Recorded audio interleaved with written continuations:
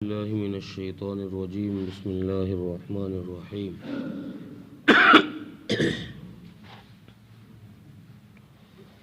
للرجال نصيب مما ترك الوالدان والأقربون وللنساء نصيب مما ترك الوالدان والأقربون مما قل منه أو كثر نصيبا مفروضا.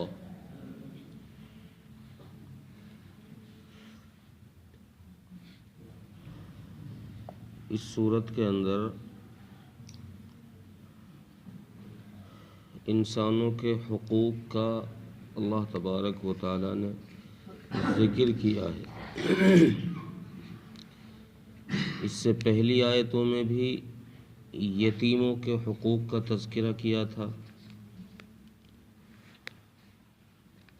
اس آیت کے اندر اللہ تبارک و تعالی نے عورت اور مرد دونوں کے حقوق کا ذکر کیا ہے، چونکہ زمانہ جاہلیت کے اندر عورت کو حق دیا ہی نہیں جاتا تھا، اور پہلی بات تو یہ کہ اس کو مستحق کے حق ہی نہیں سمجھا جاتا تھا. میراث کے اندر زمانہ جاہلیت میں عورت کو مستحق کے حق نہیں سمجھا جاتا تھا، اور اگر کسی درجے میں سمجھا جاتا بھی ہو تو پھر ان کے حق کو ان مردوں سے کون لے؟ اس کو کوئی لینے کو تیار نہیں تھا، چونکہ وہ دینے کو تیار نہیں تھے، اس لیے کون لڑائی کرے. اسلام نے، قرآن کریم کی اس آیت نے عورتوں کے حقوق کو متعین بھی کیا ہے کہ عورتوں کا بھی ایسا ہی حق ہے میراث کے اندر جیسا مردوں کا حق ہے، اور اس حق کی حفاظت کے انتظامات بھی فرمائے، اور جو اس میں کمی کرے، اس حق کے دینے میں جو شخص کمی کرے اس کو قرآن کریم نے برا کہا ہے، اور اس کے لیے سزائیں سنائی گئی ہیں کہ یہ آدمی مستحق کے سزا ہے جو کسی کا حق مار لے، کسی کا حق نہ دے.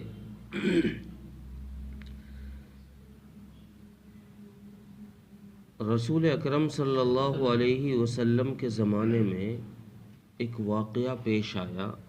حضرت اوس بن ثابت رضی اللہ عنہ ایک صحابی تھے، ان کا انتقال ہو گیا، اور انہوں نے اپنا ایک بیٹا نابالغ اور 2 لڑکیاں اور ایک ان کی بیوی تھی، یہ بچ گئے. جو ان کا وراثت میں جو ترکہ تھا حضرت اوس بن ثابت کا، اس ترکے پر چونکہ زمانہ جاہلیت میں عورتوں کو مستحق کے حق سمجھا ہی نہیں جاتا تھا، اور نابالغ اولاد کو بھی نہیں سمجھا جاتا تھا، خواہ لڑکے ہوں. اگر لڑکا نابالغ ہے تو اس کو بھی میراث کا حق سے محروم کر دیا جاتا تھا. تو اس کا لڑکا چونکہ نابالغ تھا اس لیے اس کو محروم کر دیا،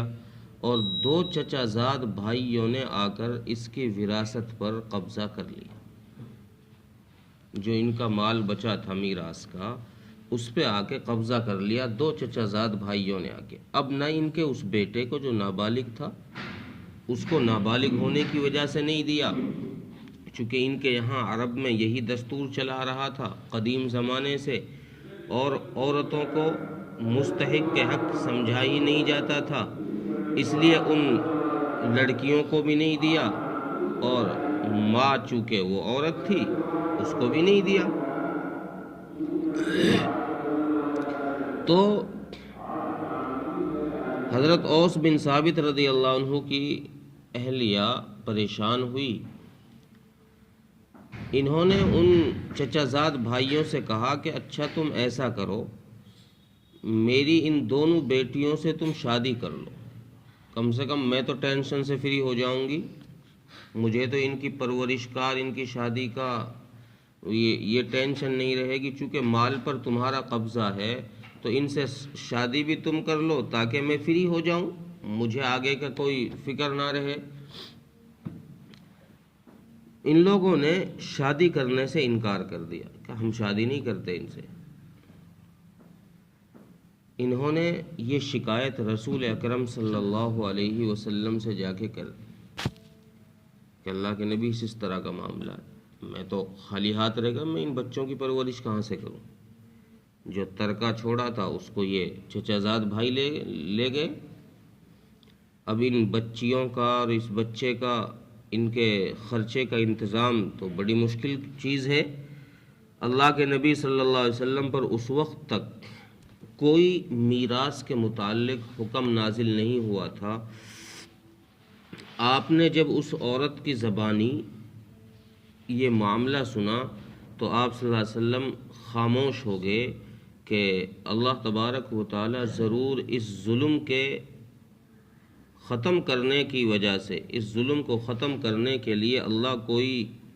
قانون اسلام میں نازل فرمائیں گے،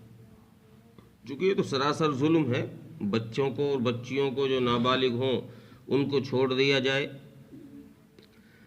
تو آپ صلی اللہ علیہ وسلم کچھ دیر خاموش رہے تو اللہ تبارک و تعالیٰ نے یہ آیت کریمہ نازل فرمائی، اور اس کے بعد کی اور کئی آیتیں جن کا نزول اسی چیز کو بتانے کے لیے کیا گیا ہے کہ حق میراث کے اندر کون مستحق ہے کون غیر مستحق ہے، کس کی موجودگی میں کس کو دیا جائے گا، کس کو محروم کیا جائے گا، پوری اس کی تفصیل اگلے رکوع کے اندر آ رہی ہے کہ کس کو کتنا حق دیا جائے گا، کس کو کتنا حق دیا جائے گا، اور دور والے کے نزدیک والے کے ہوتے ہوئے دور والے رشتہ دار کو محروم کر دیا جائے گا، اس کو نہیں دیا جائے گا، اس کی تفصیل آگے آ رہی ہے۔ تو یہ آیت کریمہ، اس آیت کے اندر اللہ تبارک و تعالیٰ نے اس وقت اس کو نازل فرما کر جو ظالمانہ رسم چلی آ رہی تھی زمانہ جاہلیت کے اندر، اس ظلم کو خاتمہ کرتے ہوئے اللہ تبارک و تعالیٰ نے فرمایا کہ للرجال نصیب مما ترک الوالدان والاقربون، کہ جیسے مردوں کا حصہ ہے اس میں جس کو چھوڑیں والدین یا رشتہ دار، وللنساء نصیب مما ترک الوالدان والاقربون، تو اسی طریقے سے عورتوں کا بھی حصہ ہے اس میں جس کو ماں باپ چھوڑ کر مر جائیں یا رشتہ دار چھوڑ کر مر جائیں۔ اسلام نے یہ تحفظ دیا ہے عورتوں کو کہ ان کا حق جیسے مردوں کا حق ہوتا ہے ویسے ہی اسلام نے عورتوں کا حق بھی ایک متعین کیا ہے، اس کو خالی نہیں چھوڑا ہے۔ یہاں دو لفظ ارشاد فرمائے، والاقرب و ترک الوالدان والاقربون، والدین سے مراد ہے ماں باپ، اور اس سے صرف وہی لوگ مراد ہیں جو اس سے نزدیکی ہوں، جیسے ماں باپ ہو گئے، اولاد ہو گئی، بیٹا بیٹی ہو گئے، تو یہ اس کیٹیگری میں آئیں گے کہ جو اس قریبی رشتہ دار ہوں جن کا تعلق خونی ہو، جیسے اولاد ہو گیا، بھائی ہو گیا، بیٹا ہو گیا، تو یہ میراث کے حق میں اس طرف اشارہ کیا ہے والدین کے لفظ کو لا کر کہ جو یہ قریبی رشتہ دار ہیں ان کو حق وراثت دیا جائے گا۔ اور والاقربون یہ ایک عام لفظ تھا، اس میں قرابت کا رشتہ داری کی طرف اشارہ کر کے یہ فرمایا کہ جو نزدیکی رشتہ دار ہوں،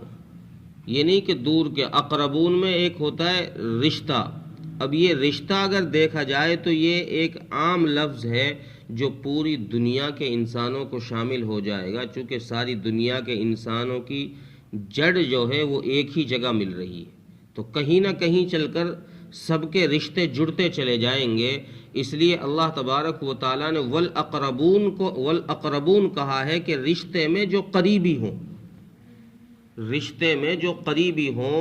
وراثت میں انہی کو حق دیا جائے گا، اور قریبی کے ہوتے ہوئے دور والے رشتہ دار کو محروم کر دیا جائے گا۔ جیسے بیٹا اور پوتا دونوں رشتہ دار ہیں،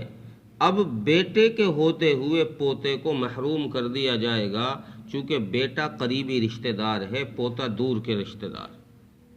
اس لیے قرآن کریم نے یہ اصول بتایا کہ جب قریبی رشتہ دار موجود ہوں تو پھر دور والے کو چھوڑ دیا جائے گا، اس کو نہیں دیا جائے گا۔ اسی طریقے سے اگر بہت سے رشتہ دار قریبی ہی نکل آئیں، بہت سے رشتہ دار قریبی ہی نکل آئیں تو اب کیا کیا جائے گا؟ اس کا طریقہ یہ بتایا کہ اب ان قریبیوں کو تھوڑا تھوڑا سب کو برابر دیا جائے گا، ان کو محروم نہیں کیا جائے گا، چونکہ وہ سارے کے سارے ہی قریبی ہیں، دور کا کوئی نہیں ہے، اس لیے ان سب کو ہی حصہ دیا جائے گا۔ اور زمانہ جاہلیت میں لوگوں نے ایک اصول یہ بنا رکھا تھا کہ حق وراثت اس کو ملے گا جو گھوڑے پر چڑھ کر جنگ کے میدان میں جا کر دشمنوں سے جو مال غنیمت وہ چھوڑ کر بھاگے ہیں اس مال غنیمت کو اکٹھا کر لے، اس کو جمع کر لے، اس کو وراثت میں حق دیا جائے گا۔ اب چونکہ اس کام کو نہ تو بچے کر سکتے ہیں، گھوڑے پر چڑھنا بچوں کا کام نہیں ہے، نہ اس کو ضعیف آدمی کر سکتا ہے، بوڑھا آدمی بھی نہیں جا سکتا گھوڑے پر چڑھ کر، نہ اس کو عورت کر سکتی ہے، اور چونکہ اس کام کو صرف جوان بچے ہی کر سکتے ہیں، جوان مرد ہی کر سکتے ہیں، تو عرب کے دستور کے مطابق حق کے وراثت انہی لوگوں کو دیا جاتا تھا جو یہ کام کر سکتے تھے۔ باقی بوڑھے آدمیوں کو، ماں باپ ہوں چاہے دادا دادی ہوں، کوئی بھی ہو جو بڑھاپے کو پہنچ جائے، ان کو اور بچوں کو اور عورتوں کو حق کے وراثت سے محروم کر دیا جاتا تھا۔ قرآن کریم نے ان کے اس ظالمانہ حرکت کو ختم کرتے ہوئے فرمایا کہ نہیں، چاہے مرد بوڑھا ہو یا جوان ہو، عورت ہو یا لڑکی ہو، بچی ہو یا جوان ہو، جو بھی ہو، اس میں اس کی طاقت نہیں دیکھی جائے گی، غریبی امیری۔ ایک دستور عرب کا یہ تھا کہ محتاجوں کو صرف دیتے تھے، مالداروں کو نہیں دیتے تھے۔ حق وراثت میں قرآن کریم نے جو حصے متعین کیے ہیں، جس کے لیے متعین کیے ہیں، تو قرآن نے یہ نہیں دیکھا ہے کہ یہ امیر ہے کہ غریب ہے۔ بھئی امیر ہے تو حصہ نہیں دیا جائے گا، غریب ہے تو حصہ دیا جائے گا، نہیں، حق کے وراثت میں چاہے وارث جو ہے غریب ہو چاہے امیر ہو، اس کو اس کا حق دیا جائے گا، اور وہ چاہے اپنا حق یوں کہہ دے کہ میں نہیں لیتا، پھر بھی اس کا حق وراثت کے اس مال میں متعین رہے گا، اس کے کہنے کی وجہ سے اس کا حق ختم نہیں ہوگا۔ تو قرآن کریم نے فرمایا وَالْأَقْرَبُونَ مِمَّا قَلَّ مِنْهُ أَوْ كَثُرَ۔ ایک چیز یہاں یہ فرمائی، عرب کے اندر یہ دستور تھا کہ وہ حق کے وراثت میں صرف کچھ چیزوں میں وراثت کو تقسیم کیا کرتے تھے، جیسے گھوڑا ہو گیا، تلوار ہو گئی، ان چیزوں میں حق کے وراثت چلایا کرتے تھے، وہ باقی چیزوں کو چھوڑ دیا کرتے تھے کہ یہ کوئی وراثت کی چیز نہیں ہے، ان کو نہیں بانٹا جائے گا۔ تو قرآن کریم نے فرمایا کہ چاہے تھوڑا مال ہو چاہے وہ زیادہ ہو، چاہے 1000 کی پراپرٹی ہو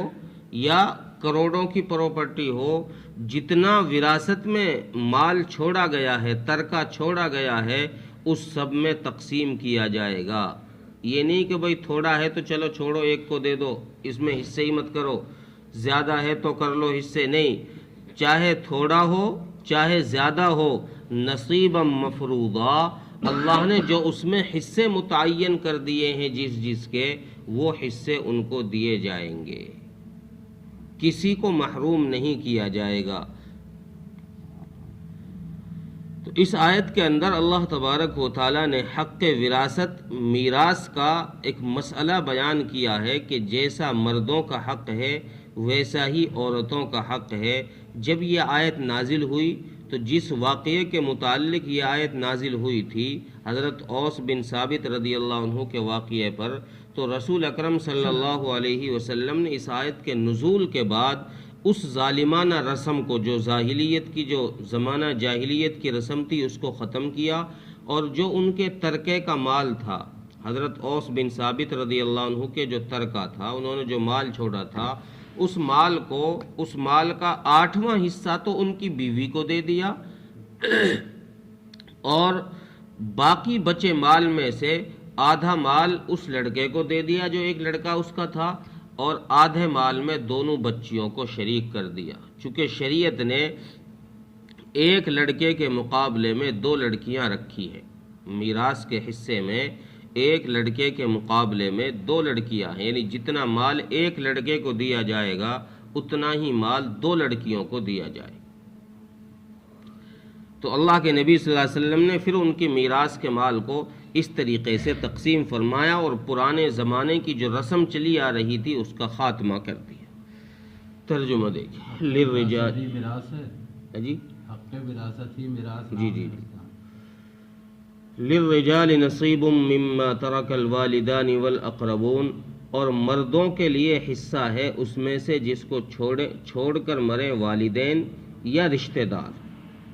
اور والاقربون اور رشتہ دار۔ وللنساء نصیب مما ترک الوالدان والاقربون، اور عورتوں کے لیے بھی حصہ ہے اس میں سے جس کو والدین چھوڑ کر مرے اور قریبی رشتہ دار چھوڑ کر مرے۔ مما قل منہ او کثر، تھوڑا ہو یا زیادہ، نصیبا مفروضا، اس میں حصہ متعین ہے،